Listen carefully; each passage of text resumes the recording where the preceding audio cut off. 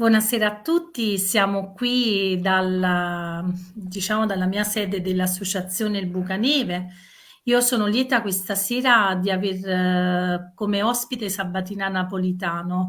Per me non è nuova per questa associazione, ma anche per il saggio che ricordo dove ci siamo conosciute con l'editore Beppe Barra. Lei è partita come poetessa, una poetessa in erba con una dote eccezionale, la scrittura che era già molto impegnativa a suo tempo e che oggi la ritroviamo con il suo primo romanzo che si chiama Origami ed è ovviamente un'opera ricca di quei sentimenti che animano anche una scrittrice che vuole farsi conoscere nel mondo della scrittura, quella scrittura diretta, quella scrittura così impreziosita dai dettagli. E quindi questa sera voglio presentarvi Sabatina Napolitano, questa autrice diciamo regime con quella che è anche la giornata mondiale della poesia, perché per noi è un inizio delle rinascite che noi oggi celebriamo in vario titolo, chi per la poesia, chi per la scrittura, chi per quelle che sono le nostre passioni, passioni che comunque si fanno vedere nelle proprie opere. E Sabatina Napolitano con la sua opera sicuramente ci sta dando l'occasione di riproporre un'opera molto importante.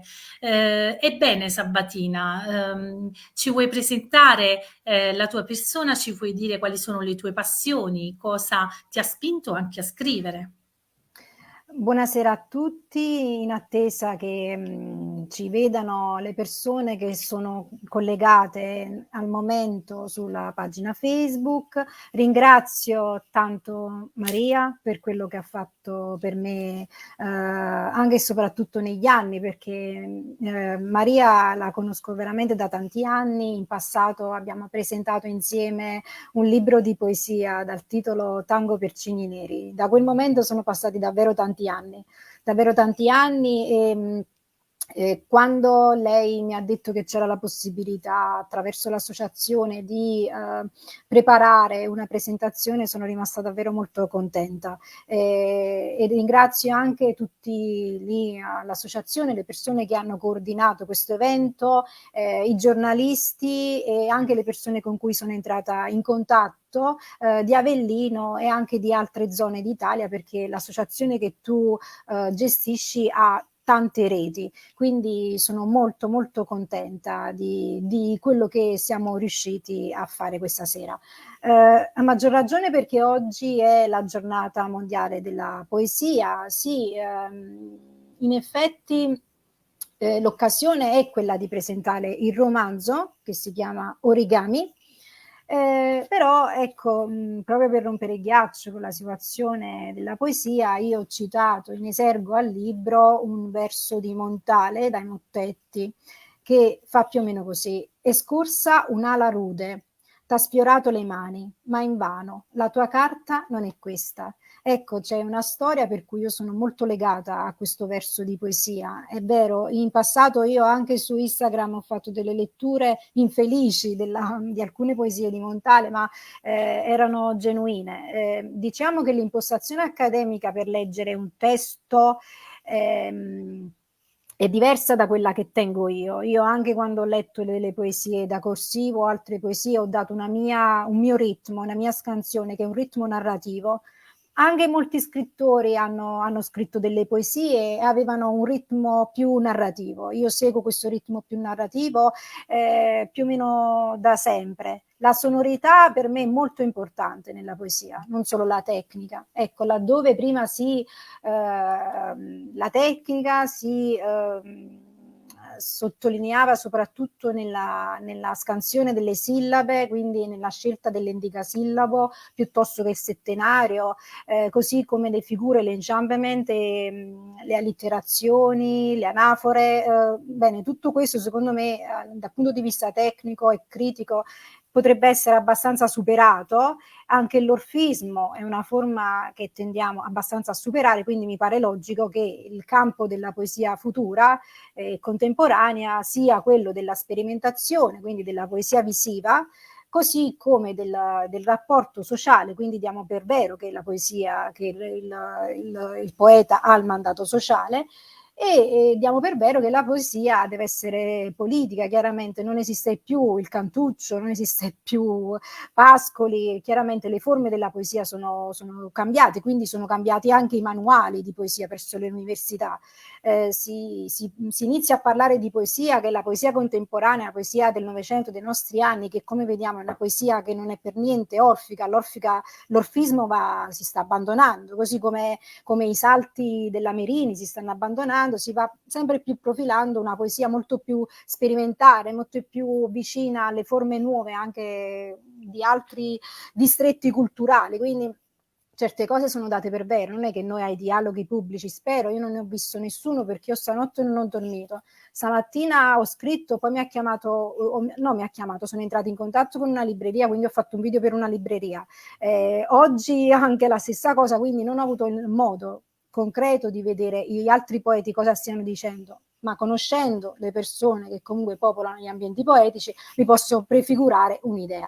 Io credo che alcune cose dal punto di vista critico debbano essere date per vere, date semplicemente per vere. C'è un cambio di paradigma e la poesia avrebbe bisogno della critica, la critica seria, che non condiziona le menti secondo un'interpretazione soggettivista, quindi del tutto spuria dagli avanguardismi, se non dai personalismi, e ci vorrebbe piuttosto veramente un ancoraggio serio presso la critica, che non sia di parte, che abbia quel mandato sociale di cui la poesia necessita oggi, perché non è una presa in giro, che abbia quel mandato politico. Io non mi sono permessa fino ad ora di scrivere né di Umberto Saba, né della Spaziani, né di Montale, perché come tu sai, mia mamma è nata lo stesso giorno della Spaziani. E mio padre lo stesso giorno di Montale. I miei genitori sono una sorta di ago della bilancia della poesia. Chiaramente tutto questo dagli accademici non è stato per nulla. Allora, il punto è questo: se l'accademico deve fare l'accademico, come è chiaro, e quindi deve spingere anche gli accademici a vincere i concorsi, deve essere accademico fino in fondo. Quindi devi riconoscere che io sono nata alla Maddalena, devi riconoscere che io faccio parte di una tradizione letteraria, perché altrimenti sei inconcreto, sei incongruente nella tua natura. Se tu giustamente sei accademico, per dire un accademico qualsiasi, sei accademico e lavori presso l'università e spingi i premi a fare in modo che le accademiche lo vincono, devi essere accademico fino in fondo, anche nella situazione poetica. Quindi nel momento in cui io pubblicamente mi presento, tu devi dire nome e cognome e dire chi sono, non scendere dalle nuvole, perché tu mi conosci da anni. Tu, la famiglia letteraria, la moglie, i fratelli, gli zii, la sorella, per dire sei sposato. Quindi parliamoci chiaro, qua ci sono dei concorsi in giro. I concorsi, ci sono tante accademiche che partecipano ai concorsi. Ecco, oggi ho visto per esempio un premio e c'era un'accademica, una ragazza che ho visto di sfuggita, ma mi piace, che ha a che fare con un curriculum di antropologia, per cui anche Braccini è antropologo. Ci sono delle connessioni serie. Ecco, l'università, secondo me, quando trova questi casi, sono casi a vantaggio dello studio anche della scrittura creativa. Ma che tu dici che sei critico, e sei critico letterario, ma sei critico solo a fatti tuoi, mi pare incoerente. Chiunque studente può dire una cosa del genere, ma comunque chiunque professore, chiunque che ha due dottorati honoris causa, un dottorato honoris causa. Quindi è chiaro che io appartengo a una tradizione, ma non è detto che io debba per forza avere legami di gerarchia con questa tradizione. Però non è nemmeno giusto che nel momento in cui si debba pronunciare il mio nome e cognome pubblicamente tu fingi che scendi dalle nuvole, perché non è giusto. Perché chiunque studente che vede una cosa del genere e che studia e che sa quello che sta studiando può dire però in questo momento c'è stata una crepa, perché non è chiaro come si comportano, non è giusto come si comportano. Quindi piuttosto che parlare della rete che sta accadendo sicuramente in questa giornata intorno a me, io prenderei proprio il punto e fissarlo, perché è inutile che ci giriamo intorno. Chiaramente io da parte mia ho fatto di tutto per entrare nell'entourage degli accademici con una carta semplice che era quella di Buffoni, dei quaderni di Buffoni. Io un anno dicono che ho sbagliato a mandare, un altro anno l'ho mandato. Allora, loro hanno una loro linea da seguire, pubblicano secondo la loro personale ispirazione, quindi io non devo spingere oltre. Non penso che accadrà mai che io finirò in questi quaderni, ma è chiaro che se una classe di poeti ci tenesse realmente alla mia persona, per prima cosa mi avrebbe inserito nei quaderni e avrebbe fatto in modo che anche che le critiche che ruotano intorno a me, orbitano intorno a me, avessero più valore. Quindi loro non sanno nemmeno portare acqua al loro mulino. Se voi volevate puntare a queste critiche dicendo che loro erano le critiche ufficiali, per prima cosa dovevate accettare me, che sono una povera crissa, quindi includendomi, e chiaramente che quelle critiche avrebbero avuto molto più potere e avreste fatto la gioia di chi per anni magari poverino, poverello, aspettava la redenzione di questa persona. La redenzione, la pace non viene dal mio cuore, perché ripetiamo, io prima di dire una cosa analizzo bene, la pace viene dai cuori duri. Se vogliamo parlare di pace e di non pace, la pace non viene dal mio cuore, non sono io che devo contattare personalmente per farmi umiliare tutte le persone. Io ho scritto pubblicamente ad alcune persone, l'hanno visto, non mi hanno considerata per niente. Quindi io siccome sono l'ultima arrivata o quella magari più giovane di una classe di critici, io non devo contattare ognuno uno per uno, anche perché ognuno di loro ha una storia dietro. Non è mio compito. Non è questo che io posso fare a livello cosmico per la pace. Io a livello cosmico per la pace posso solo fare il mio compito, il mio dovere. Perdonami di questa piccola disquisizione, No, ma ci no, no, voleva in no, questa giornata. anzi. Allora, il mio compito è comportarmi a modo, rispettare i morti e fare il mio lavoro fatto per bene. Il mio compito non è andare a chiappare una critica, andare a chiappare un'altra critica e umiliarmi come io già ho fatto in passato, tra l'altro, perché io in passato con i poeti napoletani li ho contattati a uno per uno, umiliandomi, uno per uno. Quindi non ho colpe che loro mandano a dire in giro che ci stanno i bravi poeti, quando loro stessi non hanno fatto il loro compito. Perché se tu sei poeta, tu la prima cosa c'è il mandato verso i più giovani. Allora io non ho colpe in niente. Io dormo tranquilla quando ho il tempo di dormire perché io non ho colpe. Non ho colpe veramente. Se io l'avessi avuto come in passato, io tanti anni fa, non avendo partecipato all'antologia di Buffoni, non essendo stata fidanzata tanti anni fa con un poeta, quindi io materialmente non avevo contattato questi poeti accademici e non avendo tutte queste carte, io non potevo parlare. Ma dopo anni, e ne sono passati di anni, almeno 5-6, che tu ne hai viste di tutti i colori, io al momento posso dire che sono tranquilla, che il mio compito è veramente, veramente aderente alla storia che mi appartiene e devo andare avanti perché io non ho tempo nemmeno per truccarmi. Oggi è stato un miracolo, Maria, che mi sono truccata per bene e mi sono sistemata pure stamattina, per dirti di come è la vita di chi vuole fare la scrittrice. Quindi, per quanto riguarda la giornata della poesia, questa è la situazione e ci siamo bevuti questo bel bicchiere di succo di frutta. Questo bel bicchiere di succo di frutta che farà bene al mondo, per quanto possa far bene, perché non è reale, al mondo fa bene che chi abbia il compito di critico riconosca anche i più piccoli, che io vengo riconosciuta perché non riconoscermi è un atto di una grossa crudeltà. È crudeltà. Così come sfruttare magari gli ancoraggi dei miei parenti, è una crudeltà inaudita. Cioè io ho un fratello, ho un padre e una madre che hanno una fisionomia. Truccare delle fotografie o truccare dei pensieri in tal senso è un atto di una grossa crudeltà che non viene pagato dal mio punto di vista. Io non pago questi atteggiamenti, no, non li ho mai pagati. Quindi per quanto io possa amare, venerare, stimare una persona, credo che non ci sia logica dietro queste crudeltà. Sono crudeltà pure. Però, come sappiamo, anche Nabokov non si sarebbe interessato delle crudeltà degli uomini perché noi diamo per associato che l'uomo è crudele. Ormai la crudeltà è conclamata, non c'è via di uscita per la crudeltà.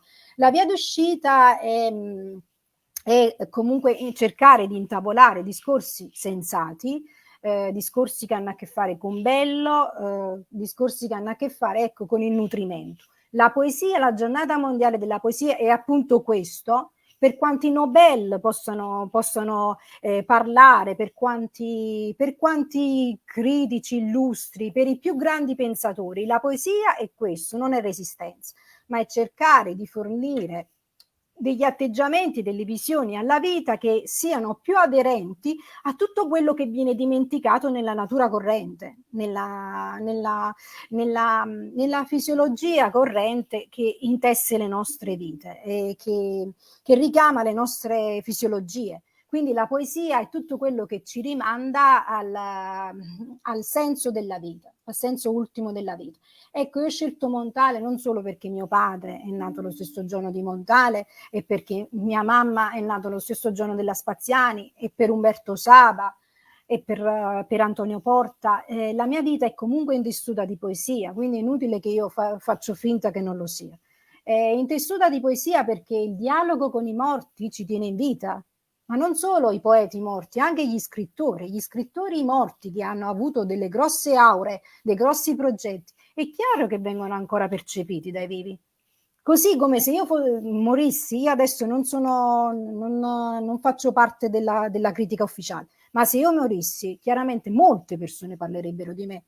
Questo significa che comunque la mia aura, come è in vita, sarà anche dopo morta, questo è chiaro.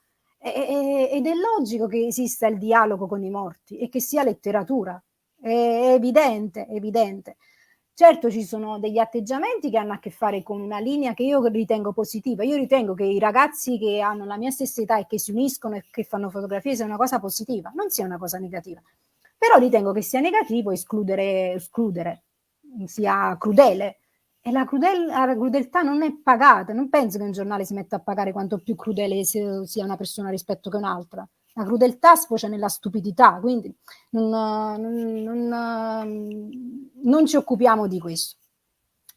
Il romanzo di cosa parla? Allora, il romanzo è ambientato a Ithac. Maria, perdonami questa disquisizione, ma nella giornata mondiale della poesia, seppure ci vedessero delle persone di senno, dici, ma questa dice cose serie o è una persona montata? No, io dico quello che è normale si dica, al di là del formalismo.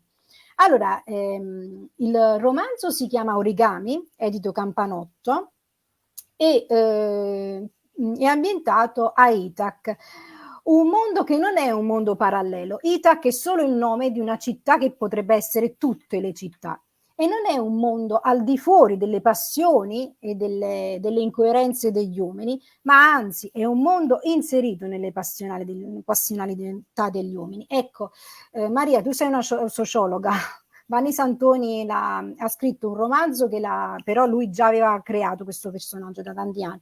Ha scritto un romanzo che la protagonista era una sociologa marxista, adesso è diventata una santona, poi nel corso del romanzo diventa una santona. Ecco, se parliamo, io non ho studi di sociologia, ho fatto degli esami per i crediti per la scuola che hanno a che fare con l'antropologia, però ho fatto all'epoca degli studi di sociologia che hanno a che fare più una formazione personale, Maria, non una laurea. Però in questo romanzo si possono trovare, come tu hai visto, tanti punti che hanno a che fare con la sociologia, proprio dal partire dal fatto che è ambientato a Ithac, e Ithac dà modo di considerare un modello di società per un'analisi sociologica. Allora, i temi sociologici che io oltrepasso in questo romanzo sono numerosi.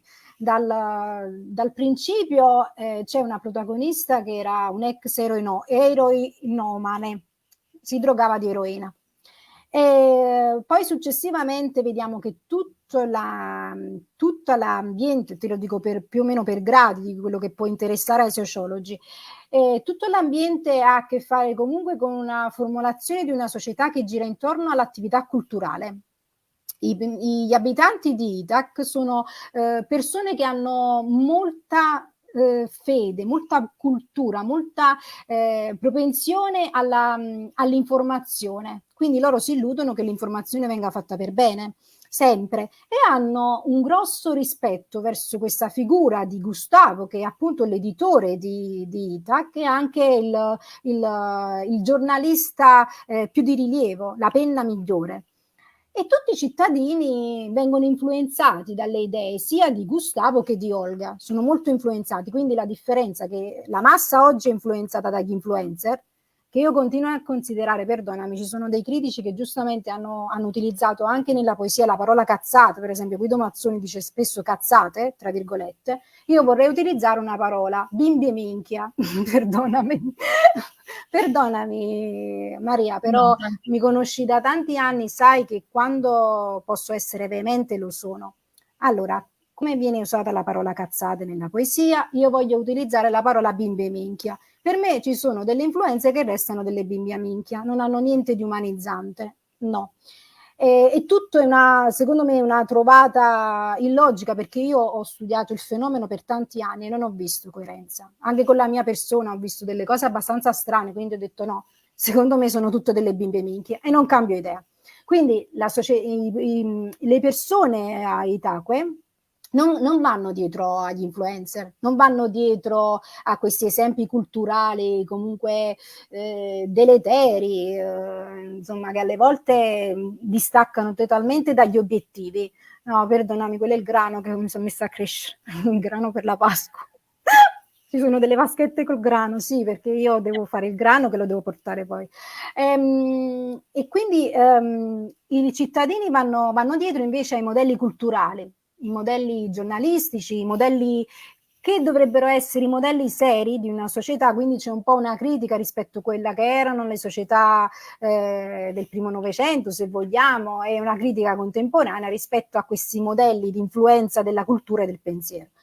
E questo è un discorso sociologico che potrebbe essere ben affrontato, così come il fatto che questa biblioteca, la biblioteca di Itac, è su 3 piani.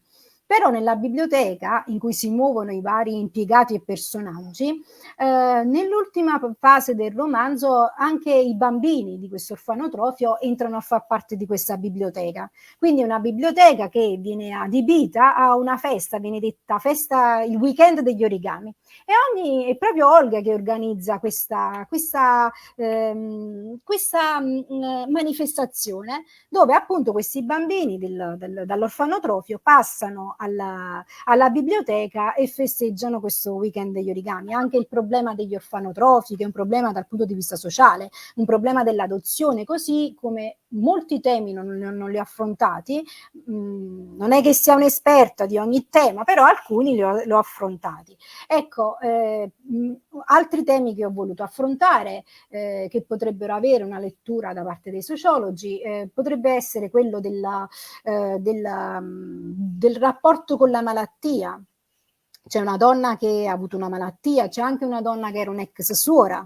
Quindi i temi sono molti. Il fatto che io abbia scritto nello stile che ho utilizzato nel suo primo romanzo è perché io non mi sono addentrata ad ogni problema. Non è che di ogni personaggio ne abbia fatto una trama più lunga o più verso lo show don't tell. No, io ho cercato di fare un romanzo che raccontasse questi impiegati nella biblioteca e le loro vite, e li ho descritti ognuno nei loro incontri, perché sono ognuno, così come le donne che si salvano da sole, come ho detto nelle prime interviste, sono ognuno il modello di un qualcosa che entra a che fare con la nostra umanità, con la nostra libertà, col nostro senso del fallimento e del sogno.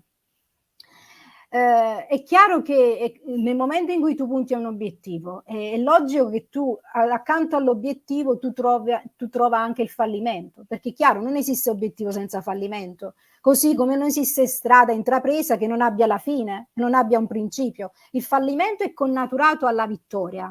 È la stessa medaglia, quindi fallire ha la stessa probabilità di vincere, ma è chiaro che il modo in cui si affrontano le cose deve essere un modo del tutto fisiologico, sano, distaccato, privo di attaccamenti. È evidente che l'attaccamento che tu nutri verso una vittoria è dato da tante testimonianze che hanno a che fare con tanti sacrifici, con tanti atti di umiltà, tanti atti di non di eroismo, tanti atti che hanno insomma significato il valore di quello in cui tu credi, quindi un atto di nobiltà. Ecco, quando la vittoria si incide in questo quadro, è evidente che il fallimento viene ad essere probabilmente molto meno possibile rispetto a quella che è la vittoria. Anche se in questo momento di guerra i concetti di fallimento e vittoria sono dei concetti che comunque bisognerebbe trattare con più cautela. È vero. Volevo chiudere questa piccola introduzione dicendo che in realtà quindi Ithac non si discosta molto dal mondo contemporaneo. Ad Ithac c'è addirittura la moda, perché c'è una protagonista che, come ho detto stamattina in quel breve video, è un naso. Lei di lavoro sceglie profumi, è un'impiegata nella sua azienda di profumi, quindi ha a che fare anche con la moda. L'incontro tra Edoardo, che è il figlio di Gustavo, e questa donna ha a che fare anche con la moda. Quindi è un romanzo che non si distacca per niente da quelli che sono i temi attuali, no. Li traccia in modo obliquo, senza soffermarsi chiaramente sulle vite di ognuno, perché altrimenti non ci sarebbe stato proprio il romanzo in sé, la logica del romanzo. La logica del romanzo è quello che è quello di guardare un misanabim, ci sono delle storie all'interno di altre storie, e quindi è la vita di questi personaggi che si incontrano nella biblioteca ad incontrarsi e a vivere le scene di questo romanzo. Quindi questo è lo stile del romanzo, perché io credo, questo secondo me sarà qualcosa che io ripercorro in tutte le mie opere. Io credo noiose, per me, le opere che sono morbose su un unico personaggio. Non mi piace, a me piace molto l'intreccio di tanti personaggi, mi piace molto l'idea del romanzo rapido, del romanzo veloce, del toccare gli aspetti psicologici di un personaggio senza penetrare nella storia con dei particolari che magari non mi servivano, perché quella può essere sceneggiatura per me, quella poi entra a che fare col mondo della sceneggiatura, non proprio del romanzo. Mi è piaciuto molto scrivere così questa prima prova. Secondo me questo è stato il campo della mia scrittura. Perché nasce Origami e con quali motivi l'hai fatto, insomma, anche con questo titolo particolare? Da dove nasce Origami? Allora, voglio dire a chi ci sta guardando e a chi ci guarderà che io non sapevo le domande. Quindi ringrazio Maria di avermi messo anche in questa condizione naturale, per cui io non conoscendo le domande non mi sono potuta preparare un discorso. E mi sento anche più libera di volare con la fantasia. Allora, perché Origami? Quindi perché la genesi del romanzo? Allora, io ho fatto un video su YouTube sbagliando perché mi sono scagliata contro non so chi, dicendo che io avevo pensato già a questo romanzo Origami, che però non c'entrava niente chi si collegava a me con gli origami, ma non c'entrava una persona, non era riferito, no, su questo no. È che tanti fanno uso degli origami su Instagram, su Facebook. Origami è un titolo che ha a che fare con l'umanità in senso veramente largo, e quindi io in quel momento mi sono sentita di difendere questa creatura. È stato impetuoso il momento e l'atto, ma io sono una scrittrice di impeto, sono passionale, impetuosa, però in generale non mi sono scagliata contro nessuno. Origami è un titolo talmente vasto, Maria, che va da Oriente a Occidente.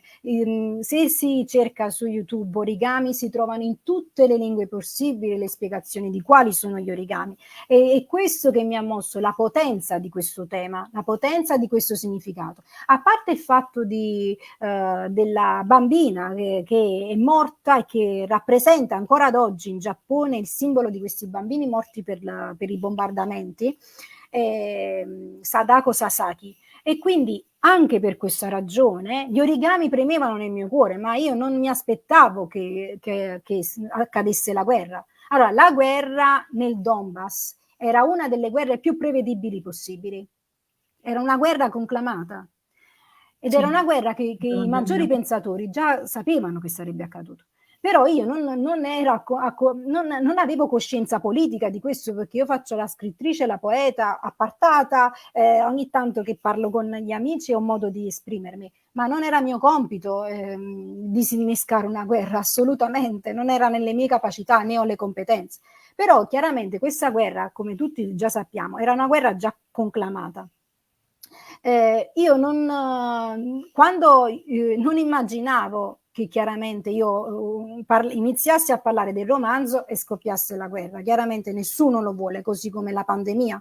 Io mi aspettavo che accadesse qualcosa di positivo, però poi dentro di me dicevo, ma hai aspettato 10 anni per pubblicare questo romanzo, secondo te ti verrà la vita facile? Ti verrà semplice? No, chiaramente, non è stato semplice, non lo è per nessuno, che non lo è per nessuno. Chiaramente per me è un po' più difficile, perché io parlando di Nabokov mi sento comunque più tesa, ma io mi sono schierata per la pace, non esiste, non ci sono dietrologie in me.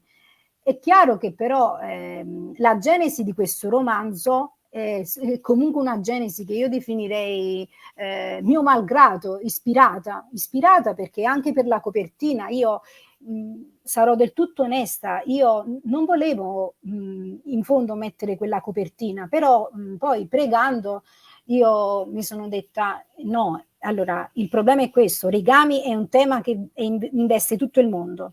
Gran parte della comunicazione viene fatta attraverso i social, attraverso le immagini e attraverso Instagram. Quindi io voglio che si prenda un segnale forte e si metta questa copertina con una farfalla rossa riprendendo Nabokov. E io ci ho pregato molto sopra. Io ci ho pregato molto, fin tanto che io, perché non volevo mettere quella copertina, ero combattuta, dicevo, ma magari sarebbe stata meglio, perché non so se tu hai mai visto le copertine di Campanotto, no, sono letteratura, sono serie, sono belle, sono curate, io volevo mettere qualcosa di storico. Ne avevo parlato anche col dottor Conti, però io poi pregando, io ho sentito, no, devi mettere quella copertina, ma io poi dentro di me dicevo, ma perché io ho queste sensazioni? Non è che sono folle, che associo delle immaginazioni provenienti dal male al bene, invece no, poi c'è un discernimento, ora non vorrei parlare con gli accademici dell'Università La Cattolica, però, e nemmeno sono teologa, però c'è un discernimento tra quello che per i cristiani è il corpo di Cristo e quelle che sono le immaginazioni. Io credo che nella messa si trovano le verità. Senza la messa, con la sola preghiera, non si va tanto avanti, per mio parere di cristiana.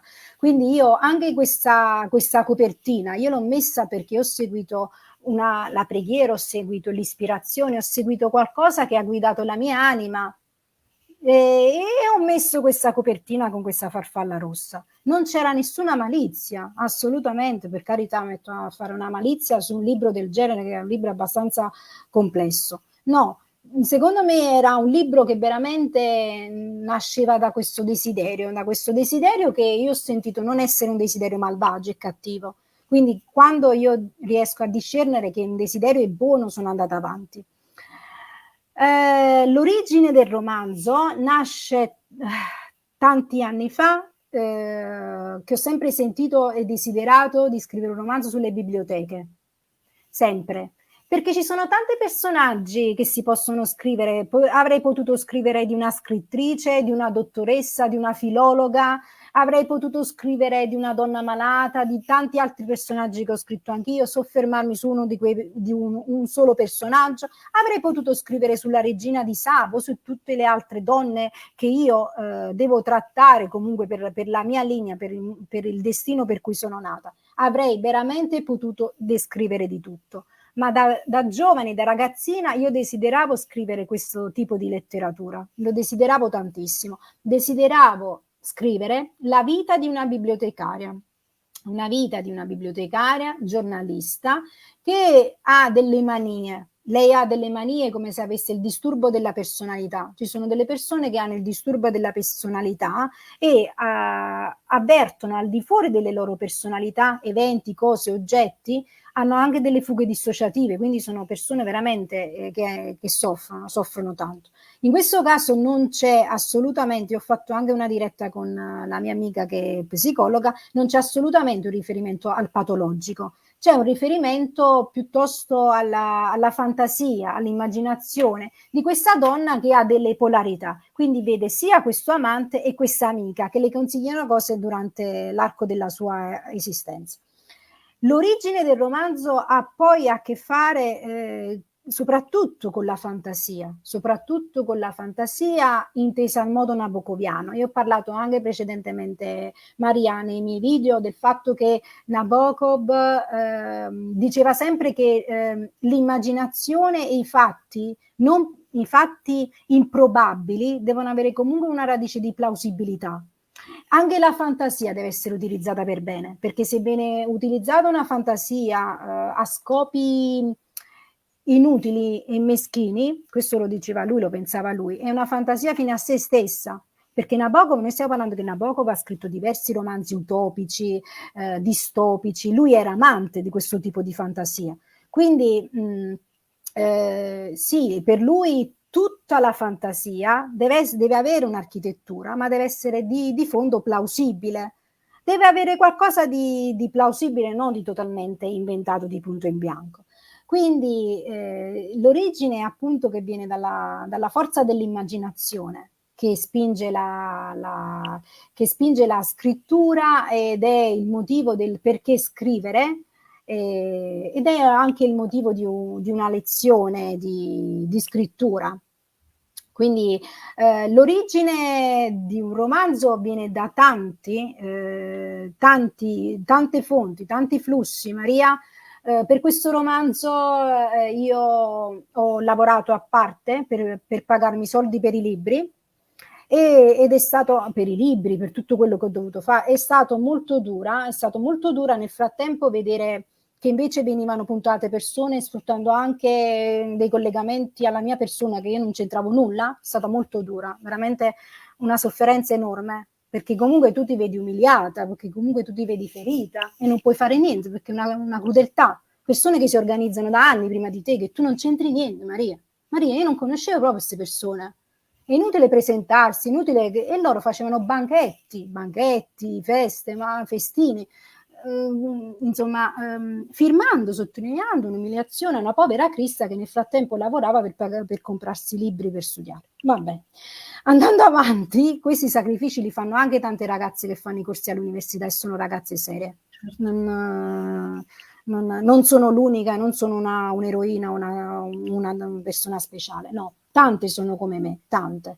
Allora, poi niente, il processo quindi del romanzo viene da tanti anni, poi io ho cominciato di fondo a seguire i critici con più interesse negli ultimi anni, quando mi sono sentita matura di una scrittura anche critica. E sì, non so se c'è stata mai una vera investitura, così come c'è un'investitura poetica, un'investitura di Sabatina scrittrice, perché il mio passaggio è stato piuttosto un passaggio psicologico. Io credo che lo scrittore diventa tale quando comincia a capire che la logica del lettore deve essere una logica comunicativa. Io questo l'ho capito quando ho iniziato a scrivere delle recensioni. Mi spiego meglio. Quando io ho passato tutti questi anni estati a lavorare, Maria, lavori di ogni genere per pagarmi i libri, lavori di ogni genere. Quando io ho di ogni genere, non che sfociano nell'illecito, certo. perché su questo non sia mai, però quando io ho cominciato a capire che nel momento in cui io scrivevo queste semplici recensioni, c'erano 1000, 2000 persone che mi leggevano, 1000, 2000, 3000 persone che mi leggevano, allora io ho capito, e non erano, cioè le visualizzazioni non erano pedisseque da parte mia. Allora io ho capito che io stavo entrando in un complesso di relazioni sociali serie, nel senso che il mandato mi era imposto ed era anche giusto, dopo aver lavorato, dopo aver scritto e dopo essere rimasta insomma dietro le quinte per tanti anni. Allora, quando io mi sono vista che queste recensioni avevano un valore, io ho detto questa penna che io ho la devo sviluppare in un romanzo. Però due sono le possibilità. O chiaramente mi affido a un agente, a trovarlo un agente che puntasse su di me, a trovarlo. Sfido io, tutti gli agenti che hanno presentato libro, che presentano io, sfido io se qualsiasi di queste è ben disposto verso di me. Ci sono delle persone ben disposte che contatterò in futuro, ma per dire, non è che io sia odiata o ci sono tanti rivali verso di me, ma il fatto è che loro negli anni si siano abituati con le date, con i premi, a ricevere dalla mia persona, questo impedisce loro di puntare su di me. I grandi editori preferiscono cacciare ragazzi sconosciuti che vendono 1000 copie piuttosto che puntare su di me, perché puntando su di me loro possono lanciare 10, 15 scrittori ogni volta, ma con semplici cose, con le date, quindi per loro la logica dell'editoria è questa: puntare a uno scrittore che magari è sconosciuto e vende 1000 copie, piuttosto che puntare a me come nome. Quindi loro aspettavano che io facessi un esordio per vedere come andava e poi volevano sviluppare la carriera. Va bene, questo è un processo di tutti quanti, ma è chiaro che da parte mia è stata durissima, durissima, perché il mercato editoriale anche per la scrittura da anni era già bello strutturato sotto questa logica, che comunque una logica insomma, non condivisibile da molti. Va bene. Quindi da parte mia questo esordio, dal punto di vista della Sabatina donna, è stato veramente sofferto, però è andata e io ho scritto questo romanzo, che è in 16 capitoli. Ora, ogni capitolo è un titolo che ha a che fare con l'arte. Eppure il romanzo non è un romanzo che parla d'arte. Questo l'ho fatto perché la struttura mi piaceva inserirla come se fosse sì un capolavoro, ma le scene richiamano in dei punti anche a questi titoli. Ad esempio, il primo è Senal, Abajur, macchinazioni, esilità, incanti, ecfrasis, mazzi di fiore e mazzi di carte, terza persona, per dirne. Questi sono più o meno i titoli che sono dei capitoli, quindi sono dei titoli che hanno a che fare un po' con la natura artistica dell'uomo, per richiamare il senso dell'arte che c'è nel lettore e che c'è nella mia scrittrice. Però in effetti il romanzo non parla d'arte. No, non parla assolutamente della vita degli artisti, non parla d'arte, perché non ho sentito proprio questa chiamata. Io volevo scrivere un romanzo su una grossa biblioteca. Allora, quando uno scrittore scrive un romanzo, te lo porti addosso come un tatuaggio a vita.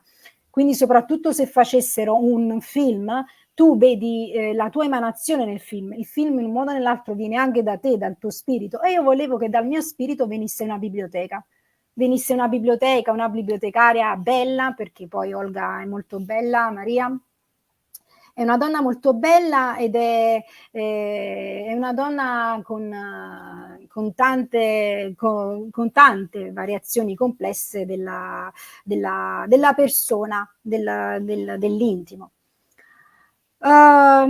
Per quanto riguarda invece la palestra che mi ha investito in questo romanzo, i miei allenatori lo sanno tutti chi sono stati. Io ho avuto vari allenatori che ho seguito in questi anni, sia critici, militanti che non militanti. Quindi mi sono allenata in questo. Io seguivo Andrea Inglese, che consideravo militante, che comunque ha un po' di quell'aura di nazione indiana. Seguivo Andrea Inglese da anni, seguivo Guido Mazzoni da anni, seguivo Simonetti da anni, seguivo tanti critici, veramente da anni, prima di approcciare proprio alla natura del romanzo. Anche Vanni Santoni l'ho seguito per anni, ogni tanto lo contattavo per capire un po' com'era la natura dell'esordio, ma lui parla di esordi che non hanno a che fare da una provenienza poetica. Lui è chiaro che il mio caso è complesso, io vengo da una radice poetica, da una tradizione poetica, quindi come esordire? Fare un exploit con un grande editore, con un medio editore, o partire umilmente facendo un passaggio graduale tra quella che è la poesia e la narrativa? E io ho scelto la seconda, chiaramente. Poi sì, il braccio quindi è stato questo, il braccio il gioco forza dell'origine della formazione di questo romanzo. Quindi così è andata negli anni. Bene, praticamente con te Sabatina abbiamo ripercorso un po' anche quella letteratura russa che, come dicevi tu, sembra un po' un colpo del destino, no? Quando parliamo di certi argomenti, qualcuno ultimamente ha detto bruciamo i libri russi, no? E tu quanto trovi che la guerra oggi in qualche modo possa nella letteratura essere invece un momento di confronto e anche di auspicata pace? Allora, la letteratura, noi abbiamo visto sì, il discorso di Paolo Nori per quanto riguarda Dostoevskij. La letteratura è chiaramente cultura, quindi è totalmente, secondo me, insensato chiudere le porte a chi parla, ma così come chiudere le porte agli artisti russi. Che c'entra Putin con il popolo russo? Che c'entrano le persone con... non c'entra assolutamente niente, ma è ovvio che questo discorso, secondo me, è un discorso che ha a che fare con un sottostrato che non ha una cultura formata, non ha un grado di complessità. È chiaro che invece nella nostra dimensione, che è una dimensione comunque di pensiero, di analisi, mi pare evidente che la letteratura sia fondante soprattutto per l'identità di un popolo, per l'identità di una cultura. Questa guerra, come spesso dicono e molti dicono, è una guerra tra fratelli, è una guerra tra persone della stessa cultura. Poi noi ci illudiamo che l'Ucraina sia molto piccola rispetto alla Russia, l'Ucraina è il doppio dell'Italia, cioè l'Ucraina è basta, è grande, quindi loro hanno sempre concepito i russi come fratelli, questa è veramente una guerra tra fratelli. Ed è una guerra che io non ho mai accettato dall'inizio, e secondo me è una guerra di una crudeltà insensata, perché è una guerra fatta con mezzi per cui non esiste modo di difendersi. Queste persone stanno morendo pure per andare a fare la spesa. Queste persone muoiono o muoiono di fame o muoiono che vanno a fare la spesa. Allora, se una cosa del genere fosse accaduta in Italia, io non so come avrei reagito, e questo non è giusto. E questo non è giusto, perché l'Ucraina è l'Italia, l'Ucraina è il mio paese, così come la Russia è il mio paese. Io, essendo cittadina dell'umanità, tutti i popoli sono miei fratelli e tutte le terre sono il mio paese. A parte che Nabokov non avrebbe parlato della guerra, non si sarebbe messo in mezzo, però io parlo per sentimentalismo. Allora, io credo che questa guerra sia crudele. Tutte le guerre sono crudeli, ma questa sta sfociando in qualcosa che ha veramente dell'illogico. Però chiaramente, onde evitare una guerra mondiale, onde evitare qualcosa di catastrofico, bisogna attuare strategie diplomatiche quanto prima. Strategie diplomatiche, anche perché, ripeto, non si sa mai in una guerra quali sono le colpe e le conseguenze, però la letteratura potrebbe aiutare molto, perché la letteratura aiuta il pensiero, e molti politici, molti governanti potenti non hanno più pensiero, non hanno più identità. Quindi la guerra insomma snatura, disumanizza, ti fa proprio andare a livello più infimo, più insomma meno contemplato dal pensiero, meno contemplato. Perché se ci pensiamo, se noi ci mettiamo a leggere un libro di Nabokov, così come uno di Dostoevsky o Tolstoi o qualche altro russo, così come i grandi poeti, ma l'istinto della guerra non ti viene. Ti viene l'istinto della difesa, che è un qualcosa di Esatto. diverso, ma per difenderti non devi attaccare, per difenderti ci sono varie armi da utilizzare. Si possono chiamare le persone, si possono creare alleanze, si possono creare strategie. Se tu ti senti attaccato, devi difenderti, ma difenderti non significa uccidere. Quindi il pensiero, la letteratura porta una maturazione nello sviluppo di concetti che aiutano l'azione. Con la letteratura chiaramente non ci sarebbe assolutamente una propensione a una guerra di tale violenza, perché ecco, stoppare la guerra nel Donbass, ci sono vari metodi, almeno 20. Ora io non faccio strategie politiche, ma ci sono tanti modi per evitare una guerra, tanti, e i grandi pensatori hanno fatto questo. Hanno salvato la vita degli innocenti e hanno cercato strategie diverse, perché questa è la forma di intelligenza. L'intelligenza è, secondo le definizioni darwiniane, la capacità di adattamento. Allora, io stessa mi trovo in delle situazioni di un'umiliazione tale che se io non arrivo a dei punti nella mia carriera, io subirò un'umiliazione che non ha precedenti, perché negli anni io non ero inserita in dei percorsi. E quindi l'umiliazione io me la vedevo da casa col plaid, come Sanremo. Poi c'è stato un momento in cui ho aperto tutte le porte e tutte le luci sono entrate. Allora, in questa apertura di tutte le luci, di questa consapevolezza, io stessa entrerò in un processo di un'umiliazione tale che non ha precedenti, non ha precedenti. Ma io, nella mia intelligenza, non posso mettermi a sparare, a urlare, cioè non ha senso, non avrebbe senso. Io persona attuo delle strategie che vengono dalla letteratura, dalla preghiera, dall'informazione, vedo come fare per risolvere, come qualsiasi altra persona che passa un guaio nella vita, che non dipende da lei. Quante persone passano guai seri, cioè croci serie e cercano strategie per andare avanti. La mia croce non è seria perché non mi toglie la vita, ma questa è la vita. Una malattia, un tumore, un qualcosa che ti capita nell'infanzia e che tu a vita devi passare.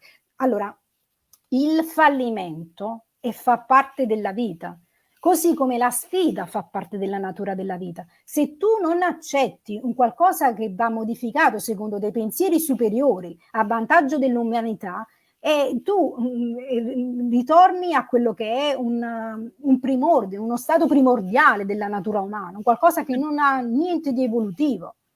Nel momento in cui si sviluppa una difficoltà, nel momento in cui c'è qualcosa da risolvere, si deve risolvere secondo delle strategie altre. Allora tu provi una strategia, non ti va bene, provi la seconda non ti va bene, provi la terza, ma non bisogna abbattersi, bisogna perseguire il senso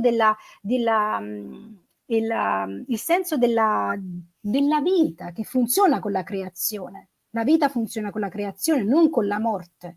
Laddove c'è la morte non funzionerà mai la vita, e per definizione, e lo dice la letteratura perché la letteratura è specchio della società, ma laddove si persegue la morte non porta mai la vita, quindi per definizione fallirà.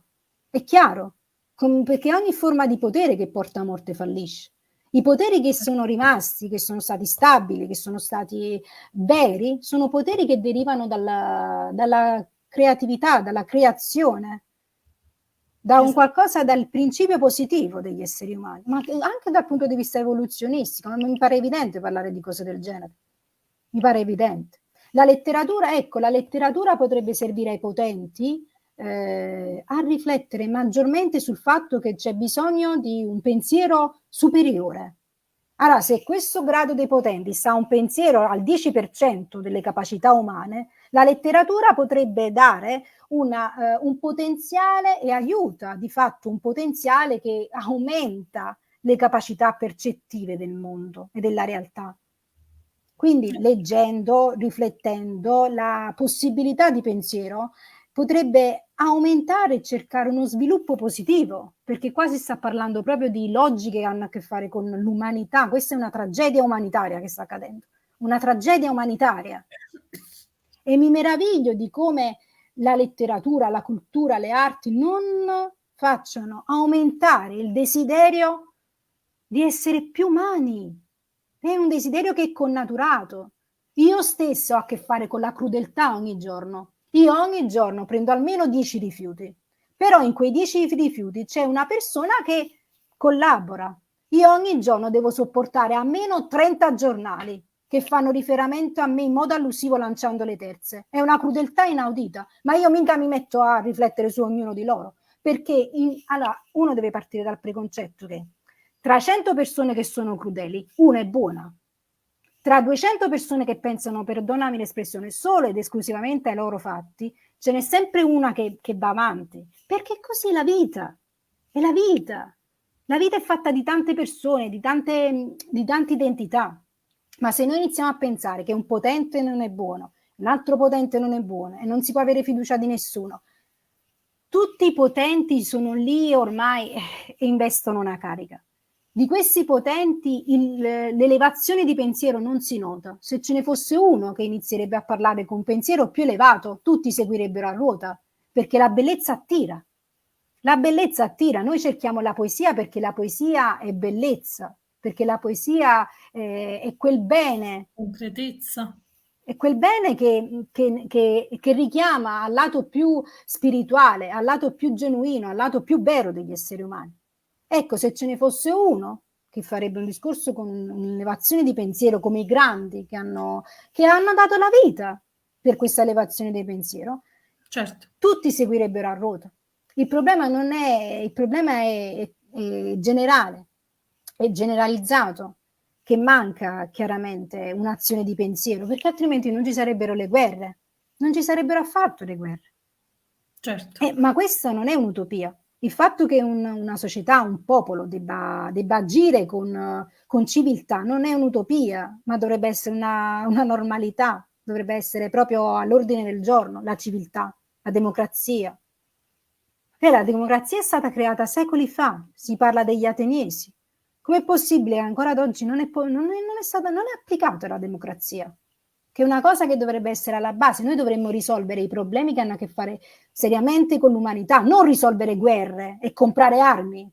Noi dovremmo risolvere la fame che c'è nel mondo, bambini che muoiono per fame, risolvere problemi, altri gravi disastri umanitari che avvengono in dei popoli in Africa di cui l'Oriente e l'Occidente non sa nulla. Di quello che è accaduto in Ruanda, in Italia, sono trapelate delle notizie, ma a cercare nei giornali. Cercarle. Allora ci sono delle tragedie umanitarie che investono da anni l'umanità, che sono tragedie serie, oltre quelle che abbiamo vissuto con la pandemia. Ma questa guerra non c'entrava proprio nulla adesso. Questa guerra non c'entrava assolutamente nulla nella storia dell'umanità. È un qualcosa che veramente nasce da un'insensatezza dell'evoluzione delle menti. È un qualcosa che era prevedibile, ma non è concepibile, perché gli umani, i potenti, gli stagisti, hanno da pensare a cose serie. E adesso si mette una tragedia sopra la tragedia, perché questa, ripetiamo, è una tragedia umanitaria, e si spera quanto prima che si possa mettere fine a una cosa simile, con la pace, non con bombe, non con strategie inutili, ma con la presa posizione da parte dei potenti che l'umanità va avanti con uno sviluppo del pensiero, uno sviluppo della percentuale del pensiero creativo. Il pensiero umano va avanti per creazione, non per morte. Il pensiero umano va avanti per creare, per costruire, non per distruggere. Questa è la mia idea. Quindi la letteratura aiuta, certo, la formazione del pensiero, aiuta ad avere un pensiero più fine, più vero, più distaccato verso questi problemi. Anche il fatto di reagire a quello che è accaduto in questi termini, a qualcosa che ha a che fare che non ha a che fare col pensiero. Non si è sviluppata un'azione di pensiero per salvare questo momento storico. Non c'è stata un'azione di pensiero. Continua la guerra, continuano le Infatti, sirene, continuano i morti. che non c'è quel confronto anche su quello che è la questione, non si scende nella questione vera e propria perché c'è da una parte che non nega proprio il confronto. Il confronto significherebbe avere meno quell'aria, diciamo, anche di spavalderia, no? Quella spavalderia quasi prepotenza di aver ragione, di voler aver ragione. Quindi se non si scende su un tavolo a parlare, chiaramente si finisce come sta finendo la tragedia. Ma allora torniamo a noi. Allora, ma finisce come sta finendo, nel senso che almeno queste Che, persone si salvano o si continuano a morire. Allora, io credo no, che sicuramente la la tragedia debba tragedia finire. è Allora, perché in tutto imminente. questo le Scusami, persone che sono deportate, allora molti si perdono, molti si perdono. infatti la traccia non rimane. Allora, io voglio capire se fosse accaduto in Italia, no? Io non ho parenti all'estero, vabbè, diciamo che non ho parenti fissi all'estero, però, allora, io dove sarei scappata? Cioè, dove sarei andata? Cioè, io non voglio capire io che cosa avrei fatto. Io stessa persona. Guarda che è atroce quello che sta accadendo. Io alle volte non dormo la notte perché penso che la casa può prendere fuoco, che mi arriva una bomba e la casa prende fuoco. Questa cosa veramente ci investe, è una cosa seria. E quindi quale potrebbe essere lo sviluppo? Lo sviluppo deve essere la fine, non la bomba. Allora, Esatto, lo sviluppo non può essere una bomba nucleare, questa è una cosa seria. Perché i russi, così come gli ucraini, sono la nostra umanità, siamo noi, non c'entrano niente i civili. è vero. Quindi lo sviluppo deve essere per forza uno sviluppo dal punto di vista pacifico, evoluzionistico, per forza, perché nel 2022 non ci può essere nessuna bomba. È un qualcosa di impensabile, che non può essere concepito.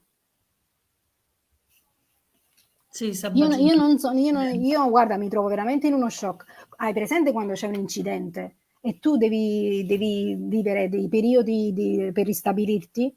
Io così mi Certo, sento, come se diventa l'umanità poi avesse vissuto un incidente, è come se ci così. fosse un incidente della storia traumatico che non si risolve. Beh, sicuramente noi ci auspichiamo che non ci sia una terza guerra mondiale, altrimenti la vedremmo veramente brutta da tutti i punti di vista. Ma non ci può essere. Ah, c'è una Oh, domanda, ma non ci può sì, essere. brava Sabatina, c'è gente che dorme tranquillamente come se niente gliene fregasse e chi come te, come noi, pensa a quello che potrebbe accadere non domani, ma dopodomani. Beh, sicuramente sì, perché come dice Luca, è qualcosa che comunque non è tanto lontano dal pensiero comune che comunque le cose possano precipitare.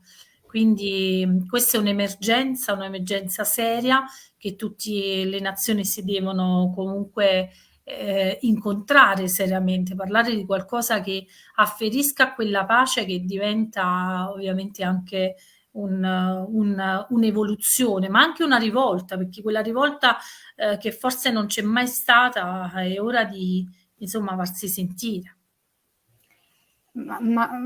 Quale rivolta? Da chi deve venire questa rivolta? La rivolta anche da coloro che comunque in qualche modo possono essere, per esempio anche il Papa, no? Si è fatto sentire molte volte sull'argomento dicendo che appunto è una guerra insensata, che non ha No, senso. non ha proprio senso nel Quindi 2022 una guerra del genere.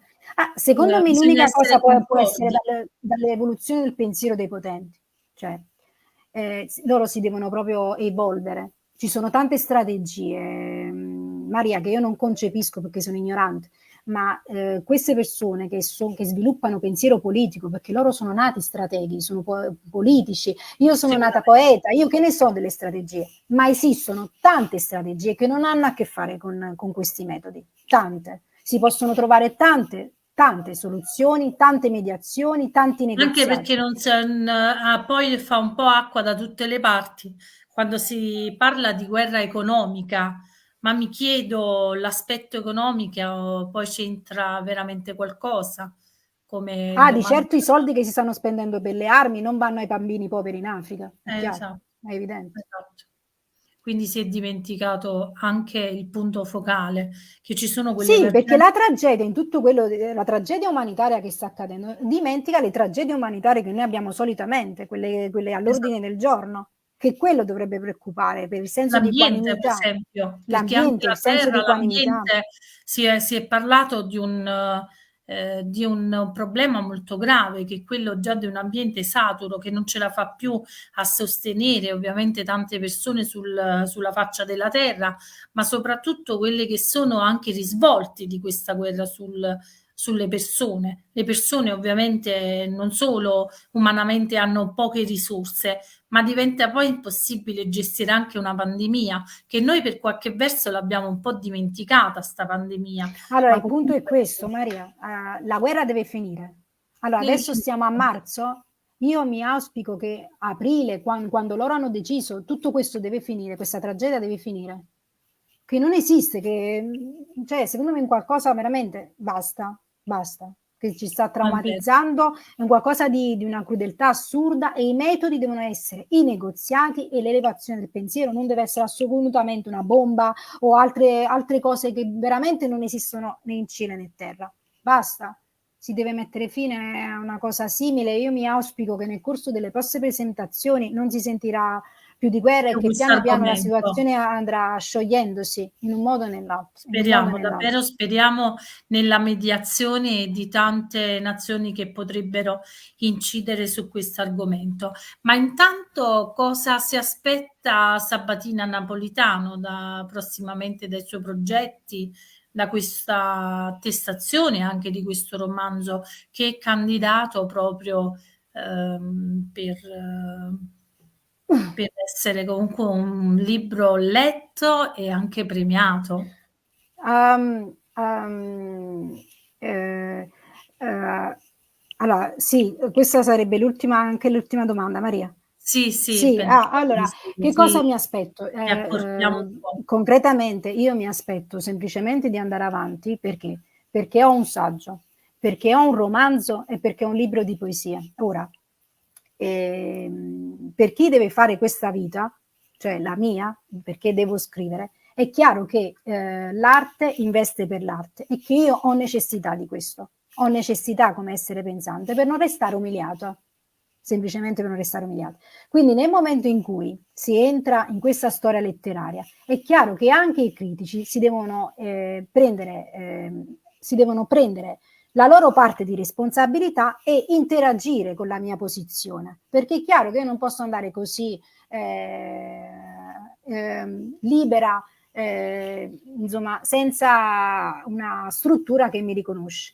Nel momento in cui una struttura mi riconosce e lo fa perché crede nella mia persona, crede in quello che posso io dare dal punto di vista come scrittrice per l'umanità, crede in quello che ho fatto fino ad ora, quindi si rifà alle referenze che ho accumulato, si rifà a queste prospettive future con i progetti, è evidente che la classe dei critici deve prendersi carico della mia persona, non può continuare, insomma, nell'indifferenza. Io credo che le prospettive sono appunto queste, che io vada avanti con queste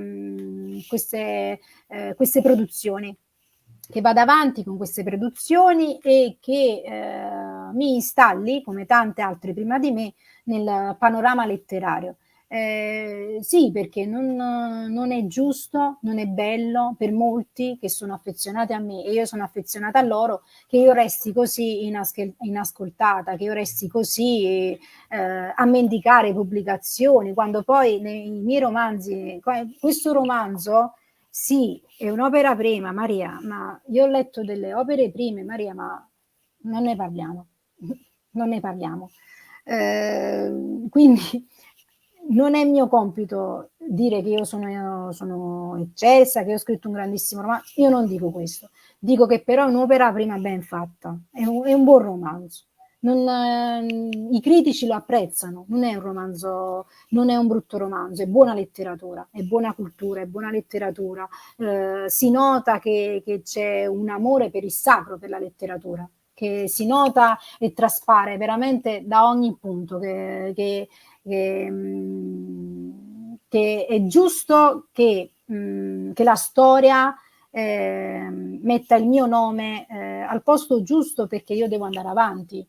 Così io, come rappresento una persona che comunque scrive e si occupa di letteratura, e di letteratura che abbia a che fare con i nostri circuiti. È evidente che c'è chi si occupa di teatro, c'è chi si occupa, che ha un'autonomia culturale, ma quell'autonomia culturale non investe il mio campo privato, non investe quello di cui io mi occupo. È evidente che il romanzo e la storia seguiranno gli incontri con le persone di cui io mi occupo, persone che hanno a che fare con la mia vita, che io sono inserita. Io non mi occupo di televisione, non mi occupo di attrici, non mi occupo di teatro, almeno per ora.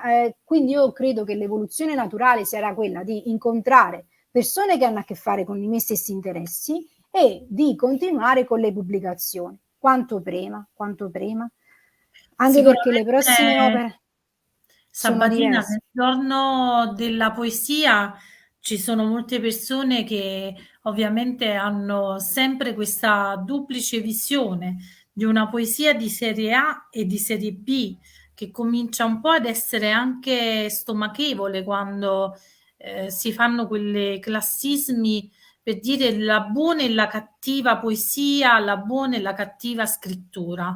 Io credo che quando un editore pubblica un'autrice o un autore, innanzitutto c'è da rispettare l'opera dell'autore. La scrittura è un fatto anche personale, uno stile che comunque proviene da sicuramente un'esperienza vissuta, quell'esperienza che comunque si fatica, come dicevi tu, si fa fatica a stare con la cultura, per la cultura. Per esempio, quante persone dedicano il loro tempo per stare vicino alle persone che vogliono scrivere e quanto tempo si perde anche per recensire un'opera.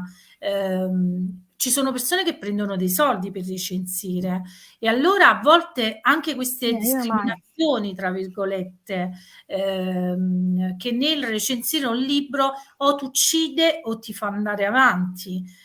Penso che siano delle dinamiche che un po' a volte sono fuori luogo, fuori contesto, quel contesto ovviamente letterario che non fa altro che poi creare una competizione forte e anche quei salotti che io non adoro, devo dirti la verità.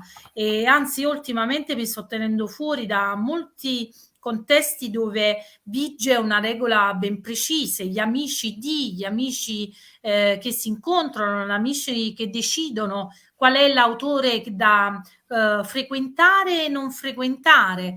Insomma, sono cose brutte che abbiamo visto un po' tutti e penso che quello che hai detto tu non sei distante. Oggi un buon critico è colui che legge un libro e ne trae veramente spunto per poter incoraggiare e anche sostenere un'editoria che è molto difficile e si è fatta difficile, per così dire, perché comunque sappiamo quanto è stato anche deleterio la pandemia, cioè ci sono persone che leggono, ma persone che non acquistano frequentemente più libri perché magari c'è comunque una certa non disinteresse alla letteratura per cose più importanti, perché badiamo bene, un buon lettore acquista comunque il libro, anche con enormi sacrifici, però dall'altra parte chi scrive deve essere maggiormente supportato. Cosa ne pensi e cosa tu puoi dire della tua esperienza personale?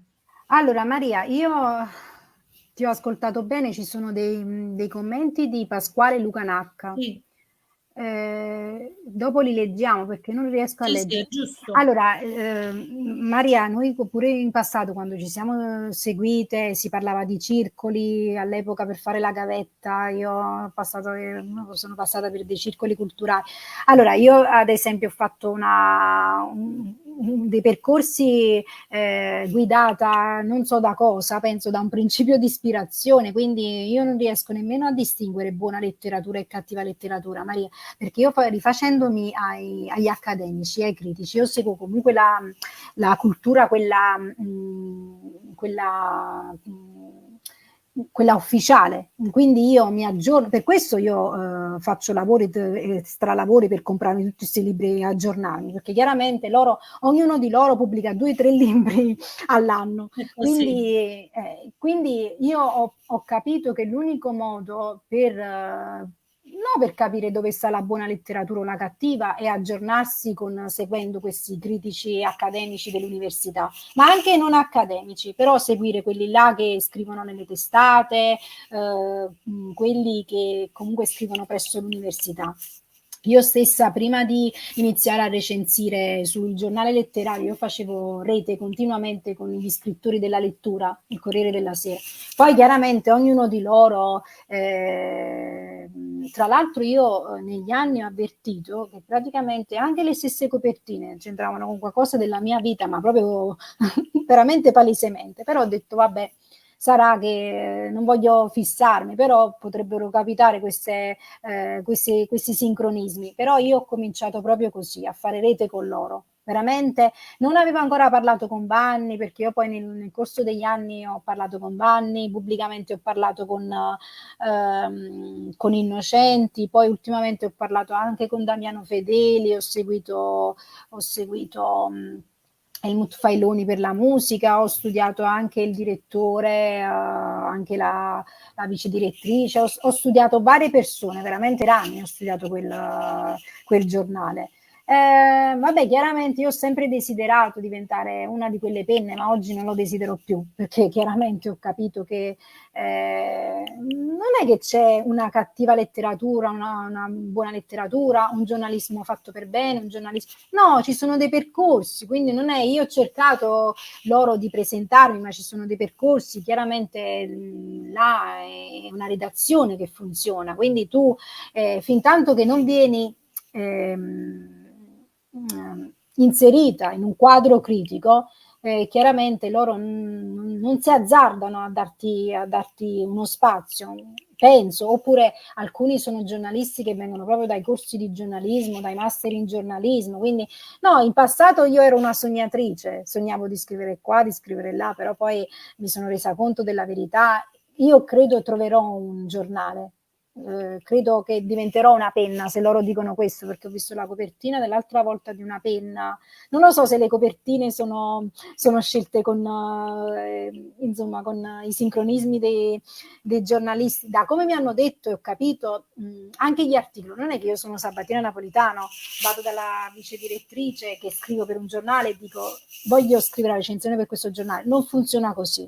Là funziona che i redattori della cultura scelgono i testi e li mandano alle delle persone che loro scelgono. Quindi non è per base, non è che viene dal basso la scelta dell'informazione, viene sempre comunque gestita da loro e loro dicono i giornali dicono i libri che devono essere gestiti, loro gestiscono tutto, i redattori della cultura.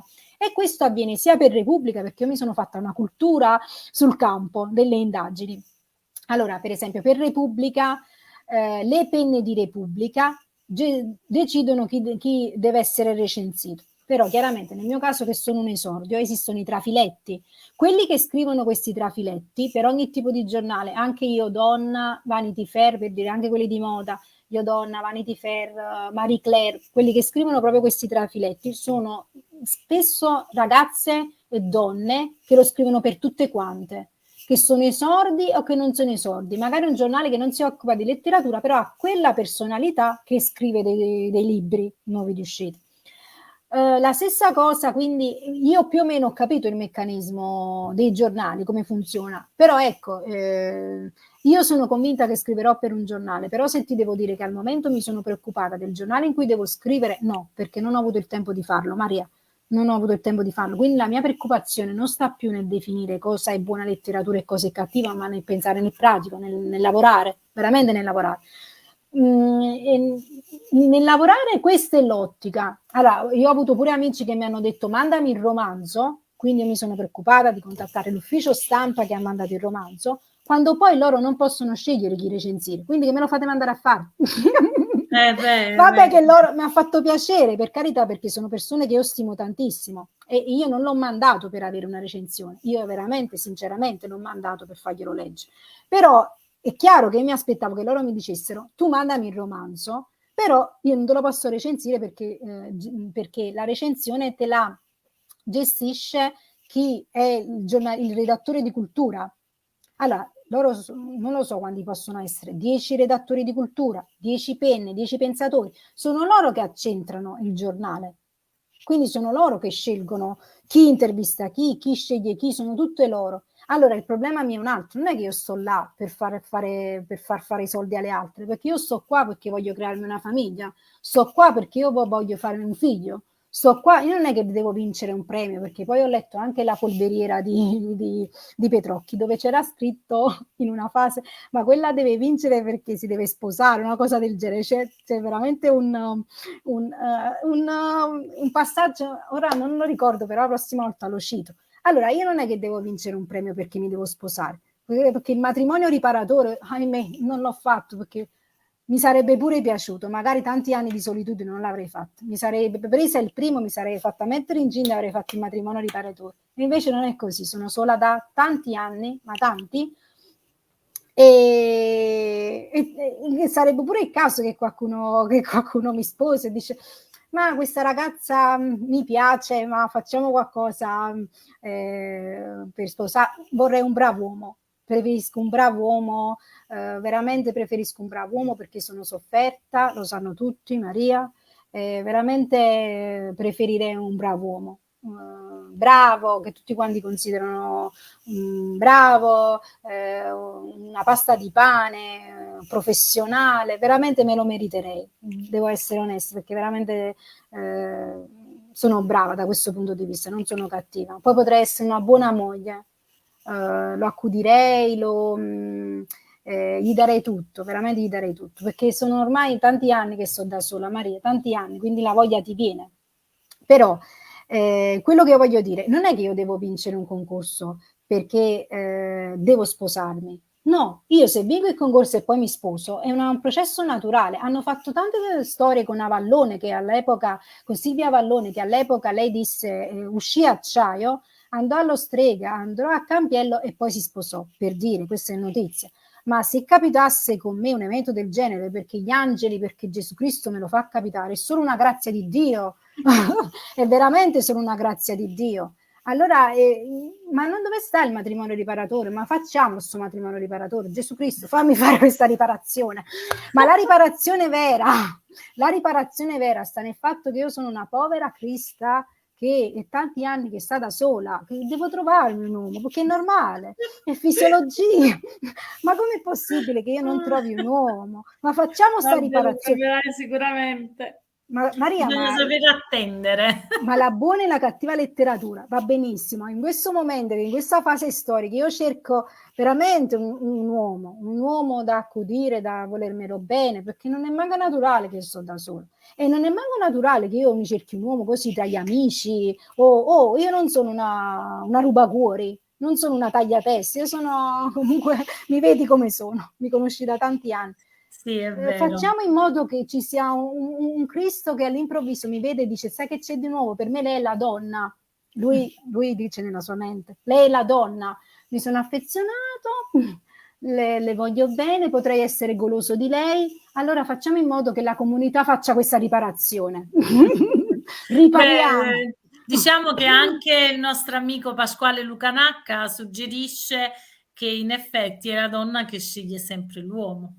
È la donna che sceglie sempre l'uomo, ma è il contrario. Pasquale, io non la conosco, le posso dire un'unica cosa così chiudiamo la E conversazione. Virginia insieme, quindi anche lui, insomma, Sì, sera adesso sì, ho fa capito, ho parte capito. anche Mi perdoni, della mi nostra perdoni, mi associazione. perdoni.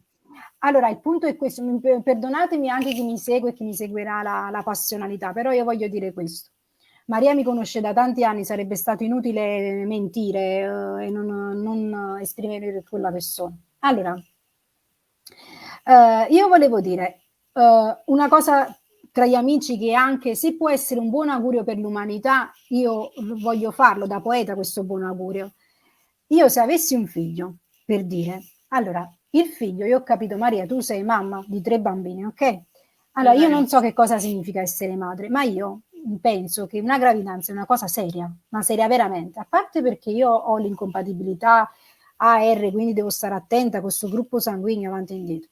A parte perché io non so proprio come il mio corpo possa reagire a una gravidanza. Allora la mia preoccupazione è cambiata. Io non cerco un uomo per chimica o per passione, io cerco un uomo che non mi faccia perdere il bambino, perché il bambino si può perdere anche per collera. Allora, io veramente si può perdere, non è una storia No, degli non è antichi. una cosa Una gravidanza va fatta per improbabile. bene. Io non sono una supereroina, sono una donna normale. Io una gravidanza la voglio fare per bene. Io cercherei un uomo che mi garantisce una serenità per portare avanti un bambino, che non me lo fa abortire. Non è che io mi metto con un uomo, gli faccio un figlio perché io in quel momento lo amo, presa dal raptus della passione, e poi lui il giorno dopo va per una, il giorno dopo va per un altro, il giorno dopo mi dà collera. La collera mi può far morire il bambino, no? Mi insegni? Certo, come no? Lo Certo. stato psicologico può far morire il bambino. E io che cosa faccio? Mi metto con un uomo che nella mia ipotesi lo amo, quando poi non mi può assicurare una gravidanza fatta per bene?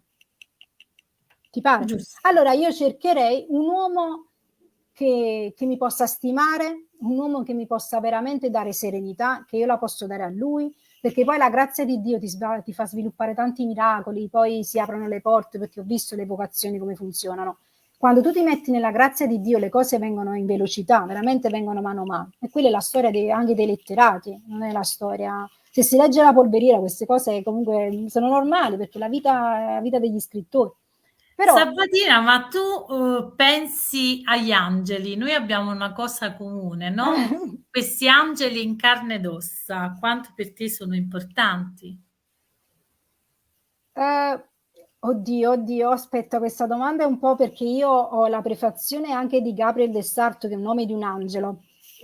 Però sì, ho anche questa prefazione a un libro di poesia di Gabriel, però io credo molto negli angeli, anche Emily Dickinson credeva molto negli angeli. Io credo in queste potenze angeliche, ma perché le ho studiate. Ecco, una cosa che Vanni non ha fatto della mistica, studiare gli angeli, è una cosa che faccio da bambina. Allora, gli angeli vengono descritti nel paradiso secondo i cerchi, ok? Vabbè, poi c'è tutta una teoria da definire, però dall'ebraismo noi abbiamo preso questa cultura degli angeli, quindi distinguiamo troni, dominazioni, potenze, quindi c'è tutta una gerarchia angelica. I cherubini, ad esempio, sono quelli che vengono visti con anche la storia dell'arte, insomma, descrive l'angelologia che esiste, no? I cherubini sono quelli disegnati e spesso raffigurati col volto tra le ali.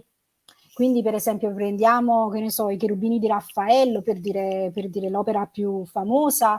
E sì, anche gli angeli sono diversificati, hanno diverse figurazioni nella storia dell'arte. Quindi, per esempio, l'angelo Gabriele è identificativo rispetto all'angelo Raffaele e tanti altri angeli che comunque hanno rappresentato gran parte delle cornici della storia dell'arte, quindi io mi interesso anche in questo, dell'iconografia. L'aspetto iconografico degli angeli veramente mi piace molto, mi piace molto. Io credo che ci siano gli angeli, io credo, perché questo lo dice anche Santa Teresa d'Avila. Santa Teresa d'Avila nei suoi scritti di mistica parla del fatto che lei imposta tutto il suo discorso sulla teoria che lei ha fondato per le sue sorelle, che consiste nella mistica del Carmelo, nel senso che anche la salita al Monte Carmelo viene anche da San Giovanni della Croce, quindi era tutta una mistica fondata non sul principio del sacrificio, non sul principio del lavoro, ma su un principio dell'orazione. Tutto veniva fatto secondo l'orazione, quindi era una mistica oratoria. Nell'orazione, in questo rapporto quindi costante e completo di dialogo con la divinità, si veniva a instaurare quindi una gradazione, è chiaro, perché tu per raggiungere anche l'Atman o per raggiungere quello che è la divinità in sé devi passare per gradi. che lei chiama stanze dell'anima. Lei ovviamente, siccome sono libri ispirati, ti fa un percorso veramente di comunione col divino, che lei chiama sposarizio matrimonio. Poi c'è il fidanzamento, poi c'è il matrimonio vero e proprio. E in queste stanze dell'anima, per esempio, se vediamo nel castello interiore, in queste stanze dell'anima lei afferma che nel momento in cui non parliamo col Signore, magari, che le sorelle, le consorelle, le suore non parlavano col Signore, perché era un libro scritto proprio per definire i criteri della mistica oratoria. Allora, nel momento in cui non si parla col Signore, esistono queste potenze che entrano in gioco. Lei dice proprio che le potenze, i troni, gli angeli entrano in gioco. E la gran parte della storia dell'arte comunque riprende queste teorie degli angeli che non vengono descritti spesso nei Vangeli. Nei Vangeli gli angeli vengono definiti proprio come o quelle potenze distruttive o come degli esseri che comunque hanno sempre qualcosa da che fare o con l'apocalittico o con il distruttivo, come l'angelo della morte. E sono sempre quelle figure che qualche volta vengono a dare delle informazioni, per esempio l'angelo Gabriele con Maria nell'Annunciazione, però la maggior parte delle volte vengono viste come delle potenze che sguainano la spada, che comunque vengono proprio per tagliare o per difendere o per creare qualche cambiamento, quindi messaggio di cambiamento. Ecco, questo aspetto della mistica, visto anche nella storia dell'arte, anche mi appassiona e mi interessa, ma la storia dell'arte è appassionante e interessante in sé perché, Maria, la storia dell'arte è portatrice di verità. E io non riesco ancora a spiegarmi come dei giochi così assoluti, che provengono per forza da Dio, si possano rivelare dopo anni e secoli di un'opera d'arte, di un'operazione artistica, perché nel momento in cui i pittori producevano quell'arte, ci mettevano magari 1 mese, 2 mesi, 3 mesi, e in quel lasso di tempo, come nella letteratura, che accadeva Dio. Quindi la materia che accadeva nel dipinto oggi si manifesta con la stessa potenza che aveva secoli fa. Questa è la grande storia dell'arte, che è impossibile dire che non sia manifesta di una verità. Sicuramente Sabatina. Io ti ringrazio per questa bel pomeriggio passato insieme ad onorare ovviamente la giornata della poesia, ma soprattutto la tua persona, perché attraverso gli origami che prendono forma e sostanza, oggi ci hai regalato un pomeriggio ricco di veramente tante belle sensazioni e soprattutto il nostro augurio che tu possa andare avanti perché sei una donna eccezionale e perché sei un'autrice veramente brava, giovane, diretta e così cordiale anche nel voler porre in essere la tua bravura e con quella umiltà giusta mi raccomando sempre per poter al meglio veramente volta per volta anche approcciarti alla letteratura con quel sapore della rinascita, perché oggi è rinascita, quindi parliamo di rinascite, no? Grazie Maria, grazie mille, è stato bellissimo e emozionante, veramente, veramente è stato importante per me questo Pure dialogo, per me. molto. Quindi è il momento di salutarci e di ringraziare chi ci ha seguito in corso d'opera e chi ci andrà a seguire dopo. Successivamente. Buona giornata mondiale della poesia, buona rinascita a tutti. Grazie Maria, ciao. Grazie.